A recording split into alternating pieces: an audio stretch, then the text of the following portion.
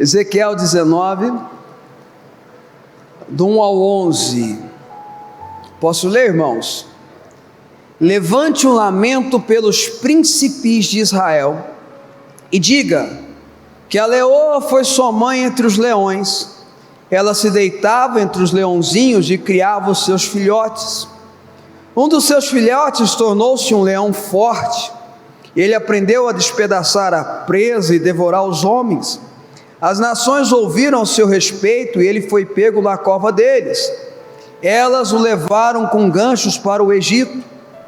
Quando ela viu que sua esperança não se cumpria, quando viu que se fora a sua expectativa, escolheu outro dos seus filhotes e fez dele um leão forte. Ele vagueou entre os leões, pois agora era o leão forte. E ele aprendeu a despedaçar a presa, a devorar homens, arrebentou suas fortalezas, devastou as suas cidades. A terra e todos os que neles estavam ficaram aterrorizados com seu rugido.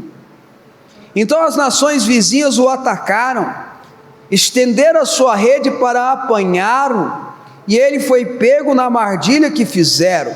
Verso 9: com ganchos elas a puxaram para dentro de uma jaula e a levaram ao rei da Babilônia, e eles o colocaram na prisão, de modo que não se ouviu mais o seu rugido dos montes de Israel. Sua mãe era como a vide em sua vinha plantada junto a águas, era frutífera, era cheia de ramos, graças e muitas águas. Seus amos eram fortes e próprios para o cetro de um governante. Ela cresceu e subiu muito, sobressaindo a folhagem espessa, e chamava a atenção por sua altura e por seus muitos ramos. Diga comigo assim: glória a Deus. Mais forte: glória a Deus, pela palavra de Deus. Essa história, essa parábola, esse lamento ficou conhecido na teologia e ao longo do tempo como a parábola do leão enjaulado. O profeta Ezequiel, ele traz um cântico, ele traz uma revelação baseada no Senhor Deus Todo-Poderoso, vindo do Senhor Deus Todo-Poderoso, falando de dois príncipes que foram criados pela sua mãe, uma leoa, e os criou como um leão. E esses leões, esses príncipes, eles deveriam, entre outras coisas, ter o poder e a força. Eles eram chamados, preste atenção, para despedaçar, para serem fortes, para rugir, para comandar. Mas no meio do caminho, e essa história de Ezequiel é uma revelação explicativa do que aconteceu antes, profetizado pelo profeta Jeremias anteriormente, relacionados a dois personagens que a Bíblia traz, um chamado Jeocás e o outro chamado Joaquim, ambos filhos do grande rei Josias. Josias, um homem de Deus, um homem temente a Deus, o homem que fez verdadeiras reformas, o homem que tentou, se esforçou a servir ao Senhor, mas um belo dia entrou numa batalha, entrou numa guerra, devido a um incentivo de Israel, que era Israel do norte, que não fazia parte do reino de Judá, já tinha se dividido, vocês sabem disso. Ele entra numa guerra contra os egípcios, ele morre nessa guerra, nessa batalha, e por ter os egípcios matado aquele que era rei, eles assumem o controle de Israel e colocam Jeocás, o filho mais velho, preste atenção, para ser rei no lugar do seu pai. Mas em 3 meses, apenas 3 meses, Jeocás parece que desobedeceu um pouco o faraó Neco, e o faraó Neco manda prender Jeocás e levá-lo para o Egito, onde ele morre no exílio, ele morre na morte. Essa história é tão interessante porque ela acontece mais ou menos 1400 anos depois, em que Moisés diz ao povo de Israel: esses egípcios que vocês estão vendo, vocês não verão eles mais, na hora que os egípcios são tomados pelo mar. Vocês lembram disso? No Mar Vermelho. Portanto, a bênção, a profecia de Moisés cumpriu-se 1400 anos, até que um governante entrou numa batalha, um governante que temia Deus, um governante que era crente, um governante que era santo, entre aspas, temia Deus, entrou numa batalha que não era dele. Não é o tema da palavra não, mas escuta isso que eu vou te falar em nome de Jesus: não entre em lutas que não são suas.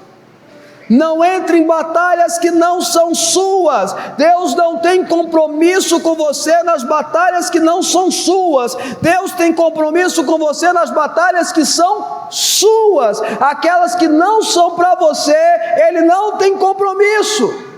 Ah, vou entrar numa briga dessa, eu vou entrar nessa luta, eu vou defender fulano de tal, eu vou dar minha opinião, eu vou entrar nessa discussão, nesse debate. Deus está pedindo para você fazer isso? Deus está mandando você fazer isso? O Espírito Santo está te incentivando a fazer isso? Ou é a sua carne, ou é a sua vontade que gosta de brigar, ou é a sua falta de domínio próprio, ou é a sua, aquela história, não leva o desaforo para casa? Porque se for, Deus não tem compromisso com isso. Deus não tem compromisso com batalhas que Ele não quer que você trave. Josias dançou por causa disso. E Jeocás pagou o preço porque tentou se rebelar contra o faraó Neco. E o faraó Neco leva ele para o Egito e nomeia Jeoaquim, o seu irmão mais novo, governante no lugar dele.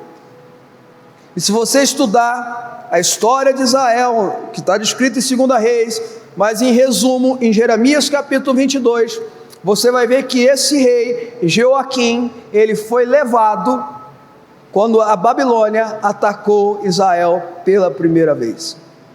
Ele foi levado ao exílio, nomearam-se o tio dele no lugar dele para governar, e depois do tio dele veio Ezequias, que foi o último rei, veio Zedequias, que foi o último rei de Judá.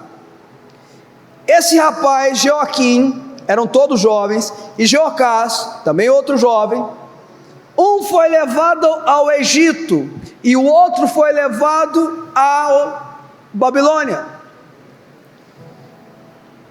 E Ezequiel chama eles de leões que perderam a sua força, leões que perderam o seu rugido, leões que se tornaram aprisionados, não tem aquela força.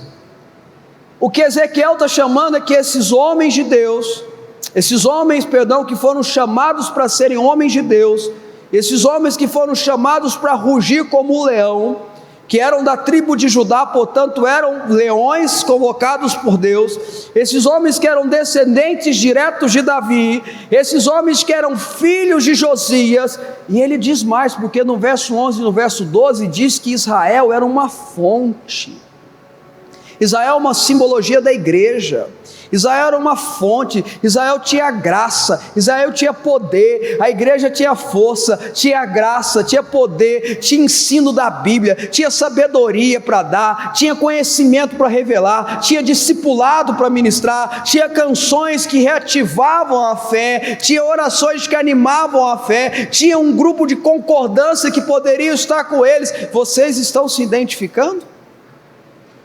Porque a igreja é isso, o lugar onde você pode em concordância buscar a Deus, o lugar onde você pode buscar o Senhor junto com demais irmãos, é aonde o Senhor derrama a sua unção sobre a barba do sacerdote, é aonde o Senhor habita, porque Deus habita no louvor do seu povo. E se 2 ou mais estiverem em nome de Jesus, Ele estará no meio. E ele faz essa comparação. Agora eu quero trazer para o nosso contexto. Quantos de nós somos leões enjaulados?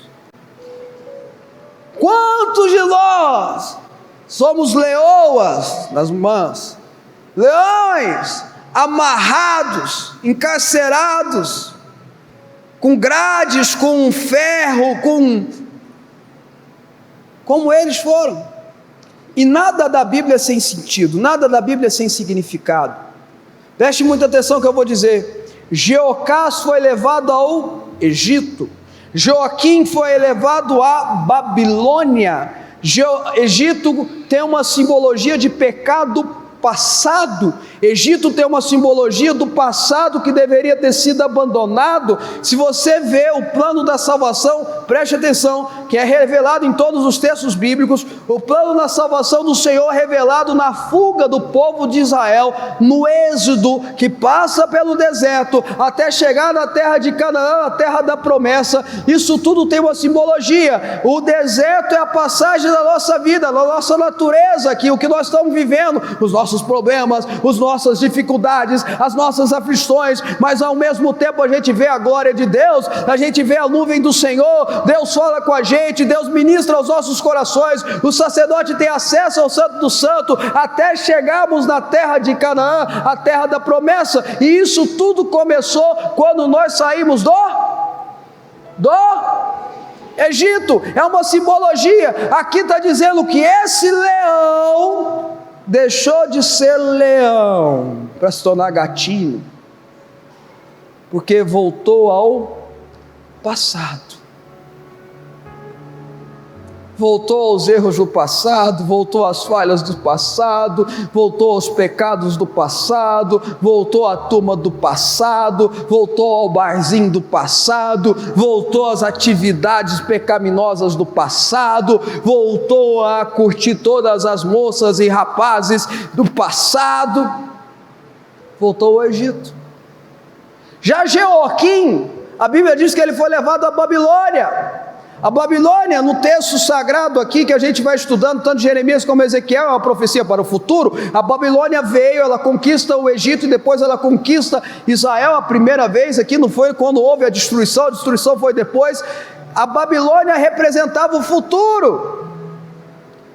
A Babilônia daquela época é mais ou menos assim, o sonho de muitos brasileiros de ir para os Estados Unidos, ter uma vida nova, uma terra de oportunidades, ganhar dinheiro, etc e tal, ter estudo, porque a Babilônia era o grande império daquela época. A Babilônia era o que tinha tudo de conhecimento e ciência. A Babilônia era a terra das oportunidades. Então Joaquim, aquele que era para ser um rei, aquele que era para ser um leão, aquele que era para rugir, aquele que era para devastar, foi para a Babilônia, porque a Babilônia ganhava um dinheirinho, porque na Babilônia ele poderia andar com uma carruagem Dodge, uma carruagem Ferrari, uma carruagem melhor. Ele resolveu ir para a Babilônia e deixou de ser um leão, porque se preocupou com as coisas mundanas, e deixou de ser um leão porque quis voltar para o passado onde Deus o tirou. Quantos de nós, e eu vejo isso com muita clareza nos últimos anos, eu prego há mais de 25 anos, sobretudo para uma nova geração, e eu nunca vi uma geração tão interessada em Babilônia do que é a de hoje. E um dos sinais da apostasia, na qual comprova a volta de Jesus, é o número crescente de cristãos, de crentes, sobretudo jovens, que não querem ter vida ministerial. Querem ir para a igreja e receber a palavra da Babilônia. Querem ir para a igreja e receber a palavra da prosperidade. Querem ir para a igreja e receber a palavra que vai dar tudo certo. Eu não sou contra, e a Bíblia não é contra você ganhar dinheiro. Eu não sou contra, e a Bíblia não é contra. A Bíblia tem mais de 2.300 versículos que falam sobre dinheiro. Dos 80, olha só, das 80 parábolas de Jesus, 41 ele fala sobre dinheiro. O problema não é ter dinheiro, o problema é servir ao dinheiro, o problema é ser escravo do dinheiro, o problema é idolatrar o dinheiro acima de Deus. Se o seu dinheiro não é para a glória de Deus, se o seu dinheiro não é para o reino de Deus, se o que você ganha não é para a glória de Deus, é idolatria, é pecado, é errado e pronto, acabou. Eu tenho visto isso me assusta, porque isso é uma prova, isso é uma comprovação em que nós temos muitas virgens, na parábola das virgens, que frequentam a igreja, estão com as suas roupas,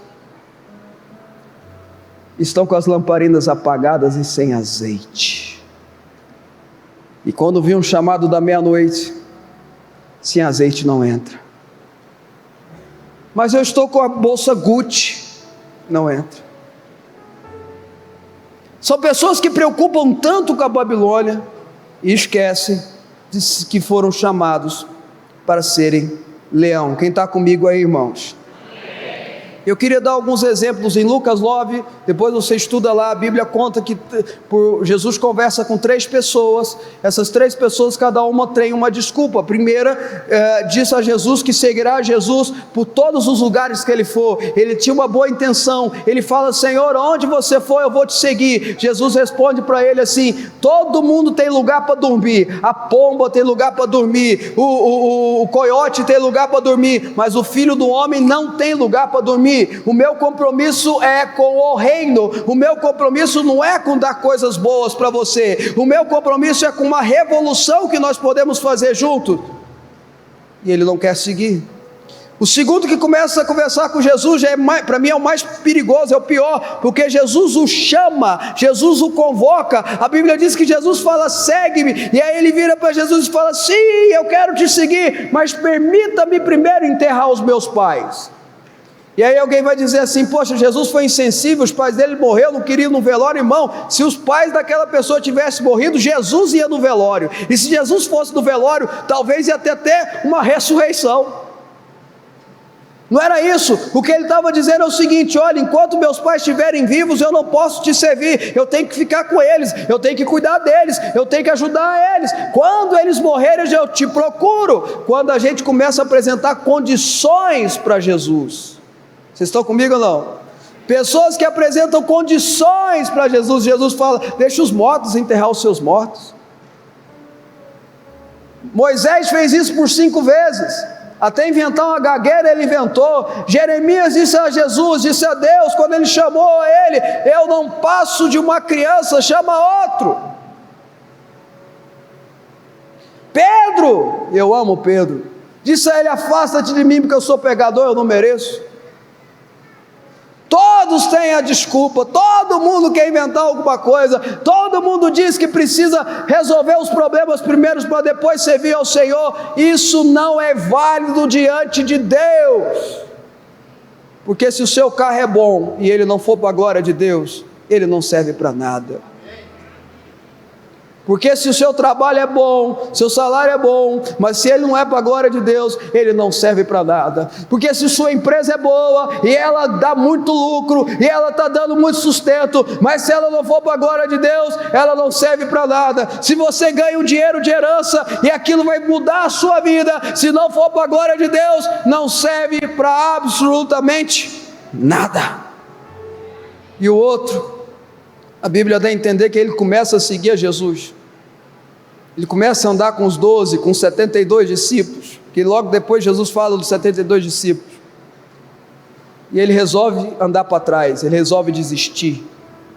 E Jesus fala em Lucas 9:62, o versículo que mais me põe medo no meu coração, o versículo que mais me dá medo, sou medroso diante desse versículo, eu morro de medo diante desse versículo, que diz assim: aquele que põe a mão no arado e olha para trás, não é apto para o reino de Deus.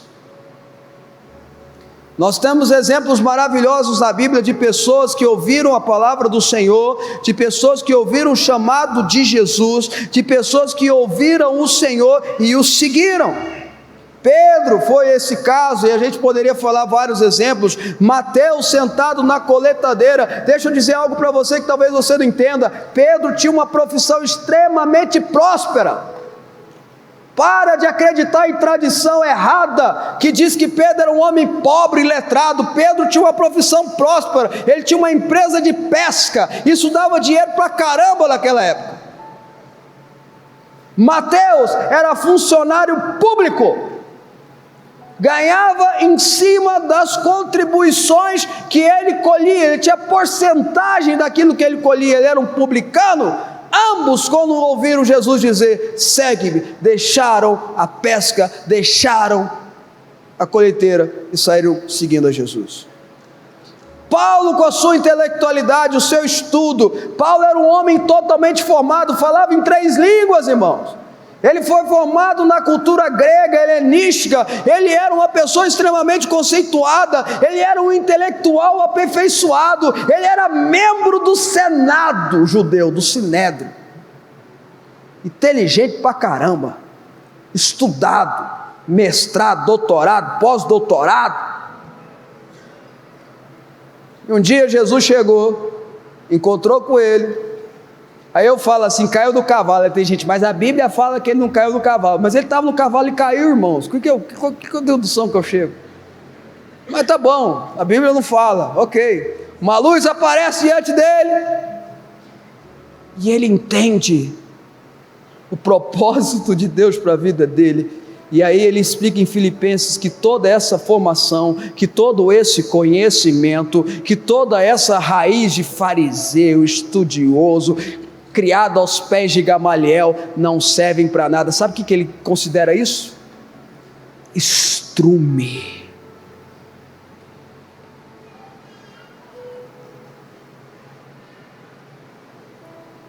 Sabe, irmãos, eu sempre falo e afirmo biblicamente, sempre haverá remanescentes. Mas existem pessoas que tiveram a sua consciência, no que Paulo fala em Timóteo 4, verso 2, a sua mente cauterizada.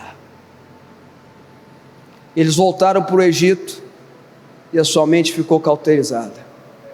E ele larga aquilo, ele larga aquele chamado, ele joga fora aquele chamado para começar a andar de carro novo, para ter uma empresa, um negócio, para ganhar dinheiro, e ainda tem coragem de virar para mim e dizer assim: o meu chamado é o meu negócio. Irmão, o teu negócio é para ser abençoado, o teu negócio é para ser próspero, a sua empresa é para ser próspera, mas não me venha dizer que esse é o seu chamado, não me venha dizer que isso é seu ministério, porque isso não está na Bíblia. Homens que abandonam para viver na Babilônia, nos encantos da Babilônia. Paulo tem um exemplo claro. Tinha um cara chamado Demas. Ele aparece em 3 citações de Paulo. Ele aparece na carta de Paulo a Filemão, e ele aparece na carta de Paulo de Colossenses. Colossenses só cita o nome dele, mas Filemão, Paulo chama ele, escuta, Paulo chama ele de companheiro, cooperador, parceiro.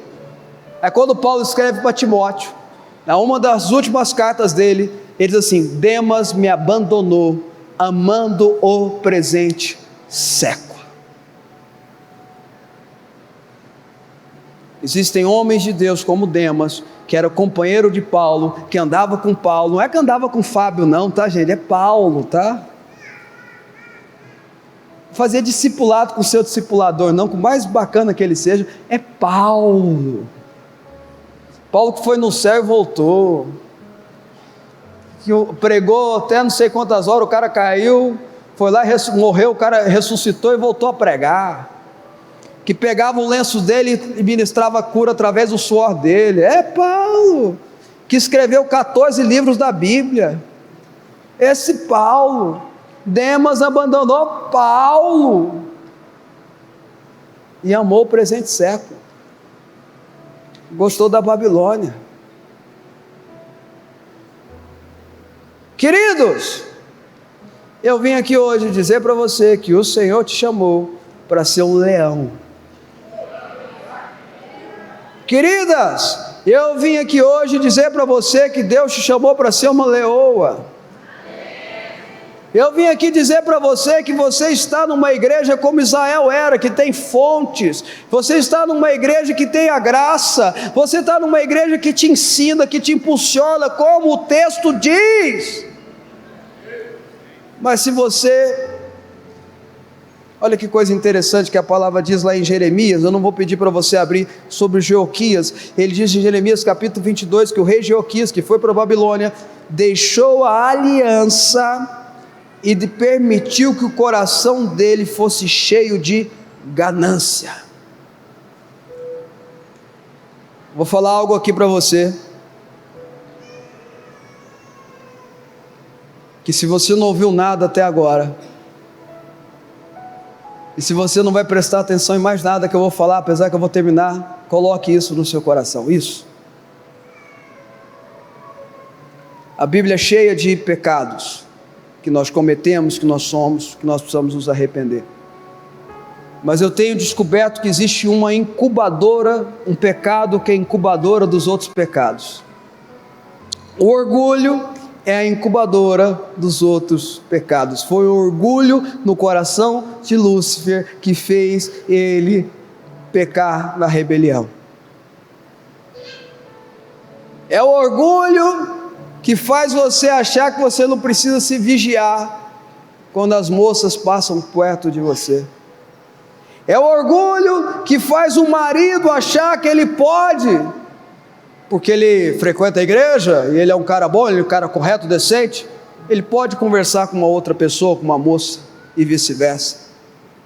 É o orgulho que derruba pastor, que mais derruba pastor, porque ele acha que ele não precisa aprender mais nada com ninguém, que não tem ninguém para ensinar mais nada para ele. Então ele não vem nos cultos que ele não prega. Ele se acha teologicamente melhor do que os outros. Agora eu sou calvinista. Não, eu sou arminiano, a palavra do bispo é muito calvinista. É o orgulho que derruba cantores. E quantas vezes a gente viu isso? Artistas, pregadores famosos.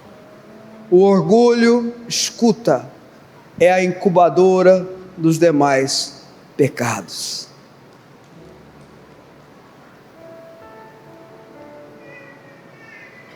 Mas eu vim dizer para você que o Senhor te chamou para ser um leão. O Senhor te chamou para rugir. O Senhor te chamou para ter um ministério. O Senhor te chamou para ser mãe na igreja. O Senhor te chamou para ser pregador do Evangelho. Mas não é no palco, mas Jesus disse que a gente ide por todo mundo, pregar o Evangelho, o ide é para todos. O Senhor te chamou, você que é músico, para exaltá-lo através de canções e música através da igreja. O Senhor te chamou, você que não sabe falar, pregar, mas sabe organizar, o Senhor te chamou para ajudar a organizar as coisas da igreja. O Senhor te chamou para ser um leão. Não permita que o Egito te prenda. Abre mão do Egito. Não permita que o sonho da Babilônia te prenda. Não vale a pena. Ela é destrutiva. Durante 70 anos o povo de Israel só fez uma coisa: chorou constantemente para voltar para Jerusalém. Tinha um cara chamado Pedro,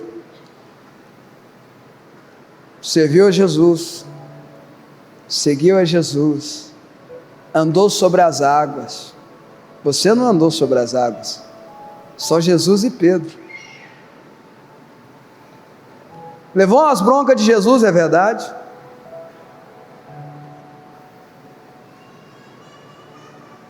mas ouviu de Jesus: bem-aventurado és tu, filho de Jonas, porque foi Deus que te trouxe revelação. Mas esse homem Por mais que ele foi o último, porque a Bíblia diz que ele tirou uma espada para defender Jesus enquanto os outros fugiam, ele ficou com medo. E ele vai para o julgamento de Jesus lá no Sinédrio, e durante 3 meses nega a Jesus. Na terceira vez, João gostava de dedar Pedro. Já percebeu? Vocês já perceberam isso? Mateus, Marcos e Lucas diz assim: alguém pegou a espada e cortou a orelha. João fala: foi Pedro. Impressionante. Vai voltando aqui a história. Negou Jesus, e na hora que ele nega a terceira vez, João diz que Jesus olha para ele, e ele olha para Jesus, os olhos se encontram, Jesus já machucado de tanto apanhar, Pedro assustado, e ele chora incontrolavelmente de arrependimento. Jesus aparece para ele é o primeiro. Jesus apareceu para as mulheres, mas o homem primeiro a ver Jesus foi ele. Ele fica conversando com Jesus um bom tempo, ele viu que Jesus era verdadeiro, mas talvez ele pensou que ele não era digno, porque ele estava preocupado com o Egito ou com a Babilônia. Ele estava se tornando um leão enjaulado. Até que um dia ele chutou o pau da barraca e fez aquilo que Jesus mandou ele não fazer, porque Jesus mandou ele largar as redes e disse: doravante tu serás pescador de homens. Tu vai ser pescador de peixe, pai, não. Mas ele diz assim: eu vou pescar. E a influência de Pedro era tão grande que outros 6 seguiram ele. Eles foram pescar, pegaram nada a noite toda. No outro dia cedo, tinha um homem na praia. Amigos, vocês pescaram alguma coisa?